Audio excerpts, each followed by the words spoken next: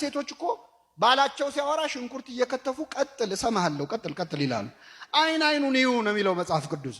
አይ ኮንታክት ያስፈልጋል። ልጄ ሆይ ስሚ ምን በይ እይ፣ ጆሮሽንም አዘንቢ፣ ወገንሽንና የአባትሽን ቤት እርሺ።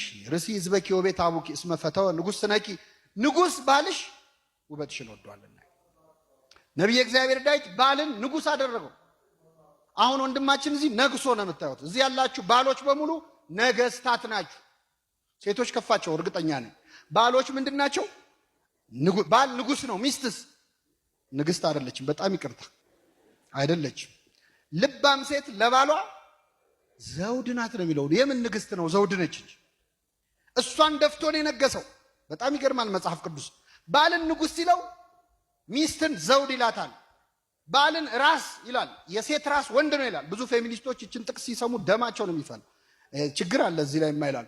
የሴት ራስ ወንድ ነው ይልና የቤተ ክርስቲያን ራስ ክርስቶስ ነው፣ የክርስቶስም ራስ እግዚአብሔር አብ ነው ይላል። የክርስቶስ ራስ ማን ነው? አብና ወልድ ይበላለጣሉ እንዴ? የክርስቶስ ራስ እግዚአብሔር አብ ነው ሲል አብ ከወልድ ይበልጣል ማለት እንዳልሆነ ሁሉ የሴት ራስ ወንድ ነው ሲባልም ወንድ ይበልጣል ማለት ነው። አንዳንድ ሴቶች ሴት ልጅ ረዳናት ሲባል አሲስታንት አድርገው ነው የሚያስቡትና ቅጥል ነው የሚሉት። ሴት የወንድ ረዳናት ማለት እኮ ሴት ከወንድ ታንሳለች ማለት አይደለም። አዎ ሴት ልጅ የወንድ ረዳት ናት። ነቢየ እግዚአብሔር ዳዊት ደግሞ ሲጸልይ ምን አለ መሰላት? እግዚአብሔር ረዳቴ ነው አለ። እግዚአብሔር ምኔ ነው? እና ዳዊት እግዚአብሔር ከኔ ያንሳል ማለቱ ነው እንዴ? አይደለም። እኔ ራሴ ተቆርጦ ቆሜ ልሄድ አልችልም፣ ይሟላል ማለት ነው። አያችሁ፣ የሴት ራስ ወንድ ነው ማለት የወንድ አካሉ ሴት ነች ማለት ነው። ያለ ሴት በህይወት ቆሞ ሊሄድ አይችልም ማለት ነው። ስለዚህ ሰው እናትና አባቱን ይተዋል፣ ከሚስቱም ጋር ይጣበቃል፣ ሁለቱም አንድ ስጋ ይሆናሉ አለ። ወንድማችን እህታችንን ይህንን አንድነት ነው በዛሬው ዕለት የፈጸሙት። አንድነታቸውን ያጽናላቸው። የመጨረሻ አንድ ነገር ልመርቅ። አሁን የተወሰኑ ሽበቶች እያወጣው ስለሆነ ምርቃቴ እየደረሰ ነውና ብመርቅ ይሻላል። ቅዱስ ዮሐንስ አፈወርቅ ነው የመረቀው። ባልና ሚስቱን እግዚአብሔር እንደ ዓይንና እንደ እጅ ያድርጋቸው። አሜን በሉ። ግን ምን ማለት እንደ ዓይንና እንደ እጅ ማለት? እኛ የለመነው ምርቃ ምንድን ነው? የአብርሃምና የሳራ ያድርግላቸው። የአብርሃምና የሳራ ጋብቻ ማለት ምን ማለት ነው? የአብርሃምና የሳራ ጋብቻ እንደዚህ ዲኮር ነበረው? ካሜራማኖች ምናምን እንደዚህ ሲበጠብጡ ነበር? ግብዣ ነበረው? ሰርግም መደረጉ አልተጻፈም። የአብርሃም የሳራ ጋብቻ ያድርግላችሁ ማለት ምን መሰላችሁ? እንደው በቃ ምንጣፍ እየተነጠፈ አበባ እየተነሰነሰ ኑሩ ማለት ነው። እንደዚህ አይነት ትዳር የለም። ትዳር መጀመሪያ ላይ ፍቅር ነው። አንተ አዳምን አላያችሁትም? ይቺ አጥንት ከምን ነች? ይቺ ስጋ አጥንቴ፣ ስጋዬ፣ አካሌ፣ ሰውነቴ፣ አንጀቴ፣ ጨጓራዬ አላት መጀመሪያ። ትንሽ ሲቆዩ ምን አለ? የሰጠኸኝ ሴት አለ። ምን ያልከኝ ሴት? ይኸውልህ አሁን ይሄ ሃኒሙን ስቴጁ አለቀ ማለት ነው። ሃኒሙኑ ሲያልቅ የሰጠኸኝ ሴት ከዛፉ ሰጠችኝና በላዋል። አረ ሚስት ነች። አካሌ ስትላል ነበር እንዴ ቅድም? አጥንቴና ስትል የሰጠኸኝ ሴት አለ። ስለዚህ አሁን ጋብቻ ሄዶ የሰጠኸኝ ሴት ስቴጅ ላይ ይደርሳል። ያኔ መሀል ላይ ማን መኖር አለበት? እግዚአብሔር መኖር አለበት። የአብርሃምና የሳራ ጋብቻ እንዴት መሰላችሁ? አብርሃም ያጣ የነጣ ድሃ ነበር። ከቤት ንብረቱ ከቤተሰቦቹ ጥሎ ድንኳን ይዞ በድህነት ሲወጣ ሳራ እንዴ የት ልታኖረኝ ነው? እኔ እኮ ያገባሁ ልኖር ነው እንጂ ልንከራተት አይደለም አላለችም። ተከትላው ሄደች። የባሏን ህልም ተከትላ የምትሄድ ሴት ነች ሳራ ማለት። የሚገርማችሁ በድህነት ከሱ ጋር ስትንከራተት ከአንዴም ሁለት ጊዜ የሀገር መሪዎች ሊያገቧት ጠይቀዋል።